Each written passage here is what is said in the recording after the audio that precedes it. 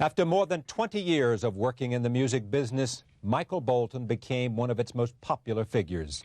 In 1983, Laura Branigan's recording of his song, How Am I Supposed to Live Without You, became a hit, and Bolton received notice as a songwriter. But it wasn't until his 1987 rendition of Otis Redding's Sitting on the Dock of the Bay that Bolton became known as a singer. Bolton released Soul Provider in 1989. It sold 7 million copies, had 5 hit singles, and won Bolton his first Grammy. Michael Bolton Greatest Hits, 1985 to 1995, is a collection of 12 of his best-known songs and 5 new ones, and I am very pleased to have him on this program. Welcome. Thanks. Great to have you here. We're pleased, and there's much to talk about. Are you surprised? Do you understand the success you've got? I think every day I digest a little bit more, and I think about it. And I also realize that I'm so overwhelmed with this kind of passion to keep going and just keep opening new areas that I don't spend a lot of time thinking about how much has happened. I probably don't taste the fruits of it as much as I You're so busy not worrying about it, but involved in the process of doing it, that you don't really spend as much time as some might think from a distance you would do sort of enjoying the privilege that it provides. Yeah, I think a lot of people get the feeling that or the impression that people who are successful at what they go after in life, that once they achieve their goals, they sit back on the sofa and they pop the champagne and talk about, wasn't that so great? Remember when that record went to #1? It's funny. I performed at this Ted Williams ceremony for Ted Williams, baseball, the Hitters Museum, And the funniest thing is when these guys are just, they were so great and they lived, everything they did to such an extent that if you leave a conversation, an hour later you come back, they're having a similar or the same conversation with a different guy. And Ted was talking about this, it wasn't quite a slider. Remember that ball? It was coming in, he might have been talking to Mickey Mantle and a couple other guys who were around at the museum, And it's just amazing that the things that we don't celebrate, we don't really just bask in the glory of the moment or something. Yeah. So I think we deprive ourselves of some of the enjoyment, some of the appreciation. Tell me about it. Yeah, you understand. But that comes with your commitment, and you're committed to taking the next great step. And why do you think Michael Bolton did it? What was it? Is it drive? Is it talent? Is it perseverance? Is it... Keep going. You almost have 3/4 of the ingredients. What is it? It takes all of that. Yeah. It takes taking whatever gift you have and making it better, and appreciating it to that extent that you give it the commitment that you can never be good enough. You have to have that attitude that you're never good enough. And I don't work with anyone who is ever really satisfied with their work. And that's one of the things that makes them great. And I want to be surrounded by people who are great. So I work with great producers, great writers, but never really being satisfied with, your work. Always feeling like you should do a little bit better, aiming higher, than your actual reach. And the drive that comes with that, and the perseverance and the tenacity, in my business, as I'm sure in yours, you do not have success. You don't make it unless you hang in there. And for me, it was, 20-year hang, basically. And the darkest period was right before you made it? And you talked about, The darkest period was actually right before my songwriting started taking off, which you described as, the first hit I ever wrote. I was getting covers for other people, writing songs and getting them placed on albums all over the place. And I suddenly, after some 15 years of struggling, striving, and literally next to starving,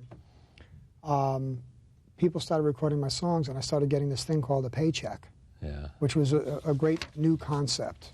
Listen to some of the people. I got a list here of people that you have written songs for and have recorded, I assume. Streisand, Kiss, Joe Cocker, Kenny Rogers, Cher, Greg Allman, Patti LaBelle, Kenny G, the Pointer Sisters, Laura Branigan, who we mentioned, Lee Greenwood, and Conway Twitty. That's across the spectrum of music there. Yeah, I was really happy that Conway Twitty covered one of my songs. Kenny Rogers was a big cover, too. And there are people that I have been fans of, and, that a lot of people also think that you only listen to the kind of music you make. But I was writing country songs, probably some of the first songs I wrote were country. And ever since I started writing on acoustic guitar, it's just the most natural thing to do. And it's amazing how close, if you change a few of the chords, you can take an R&B song and turn it into a country song, which is, I think, one of the reasons we were talking about Ray Charles. Yeah. Ray Charles could slip right into the whole country thing so easily and understand it. From rhythm and blues to country, and then... And there's gospel is beneath the two of them, So I listen to a lot of different types of music, and I love music. I mean, I just love music with a passion. My new thing now is classical music, and what do you mean your new thing? It's what you're listening to? It's what you want to do? It's what I want to do and what I'm listening to. I got invited to do a duet with Pavarotti in Modena, a benefit for the children of Bosnia. And I said, well, I mean, it's a great cause, but, and I'm glad I can do it. But if Pavarotti said, it was up in a mountain somewhere in Afghanistan, I would find a way to get there. So we did this duet, and I had to learn Italian. I had to learn these arias, and so I got a teacher, and had 4 days to get ready. So I basically, night and day, I had the headphones on.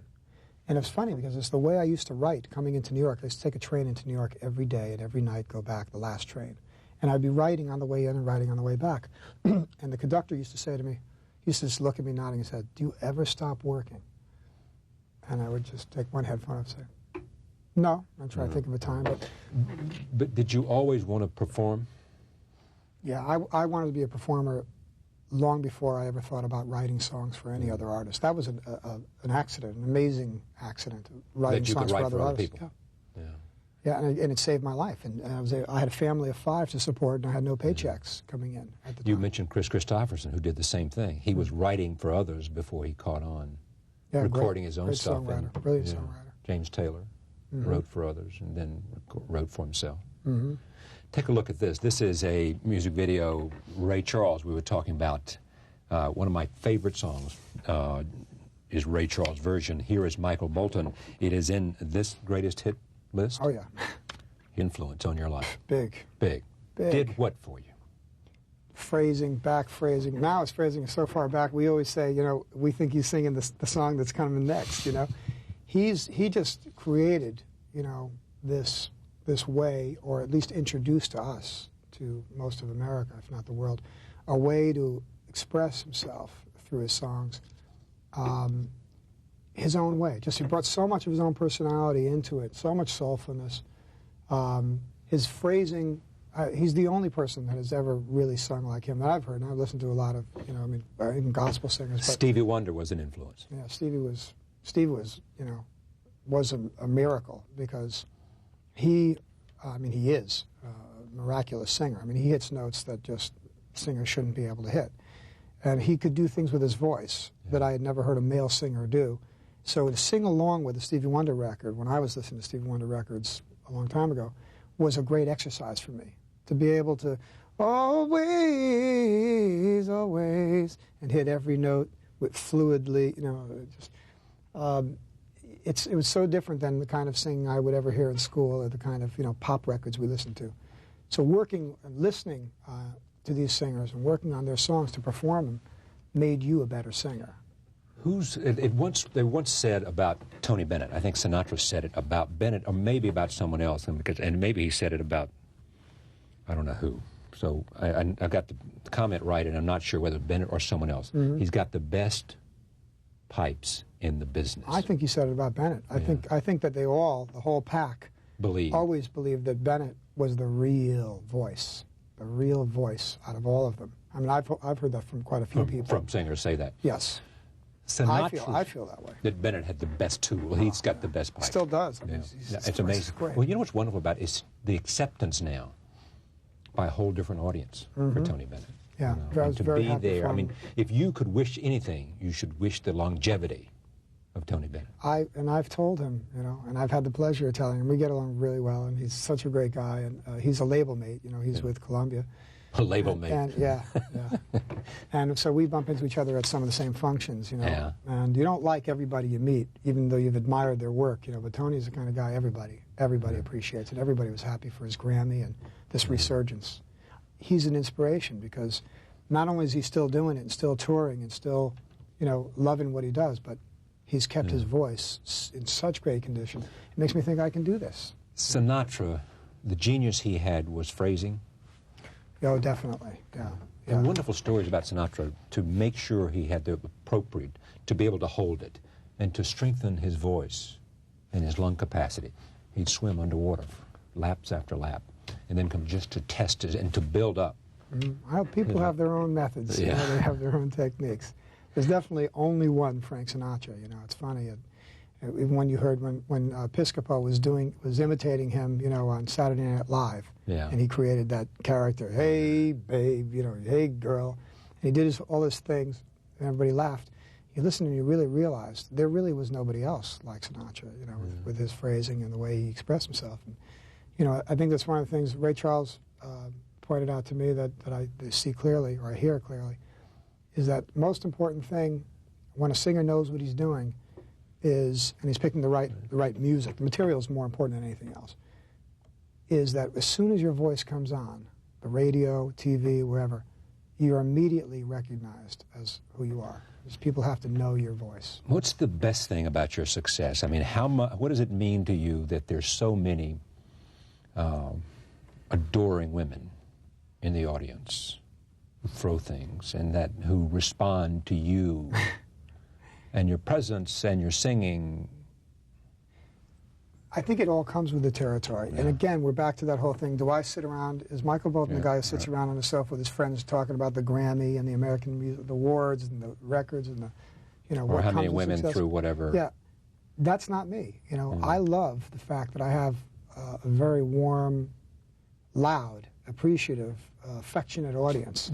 But it's not the ones who come in and toss things on the stage, you know, and I, believe it or not, don't have a lot of that, you know, bra and panty tossing, and I'm not really looking for it. You know, it's kind of thing. The Tom Jones stuff. Exactly. You know, and you know, and well, another guy who's still got his full voice, and God bless him. You know, Yeah. But the audience, what I get from my audience, you wouldn't believe the fan mail that I get. It's not about where do I send my, you know, my bra, where do I love those tight pants or something like that. It's what Michael, that love song meant to me. Exactly. Right. It's how important that song was to me at this point in my life and my family. Yeah. And I get stories that, well, you would understand, you know, but just really bring you back down to earth. And what is the most frequent misconception? What criticism of Michael Bolton bothers you? Well, look, speak to it. I mean, in conception, blue-eyed soul singer. That's okay, you know. I mean, labels are labels. What's not okay for you? What's not okay for me is the state of music critics primarily in the United States, is that you have rock critics writing for, you know, otherwise credible magazines and newspapers who are hired because the editor doesn't know anything about music. So he needs to have somebody who he thinks does. And he just hires a guy and says, here, you cover these records. And they shouldn't be writing about music of mine. In music and in books and in film, there are always people who have critical success and desperately want what you have, which is huge commercial success. You know, you're filling stadiums and concert halls, and your records are selling, and you're winning Grammys. And that's a form of critical success, too, as well as commercial success. On the other hand, there is a thing of criticism in which other people who have huge commercial success desperately want every music critic and every sort of serious person to admire their work. Do you suffer any of that? No, I don't feel a desperation whatsoever to have. And I think that, fortunately, God, I jumped off the bridge already. It doesn't bother you? No, it bothers me. It bothered me most when it first happened. I have a friend here in New York who listened to Time, Love, and Tenderness, the album, called me up and said, I want to tell you this is the best album you've ever recorded, and it's going to be huge. But I also want to warn you that the critics are going to crucify you when this thing comes out.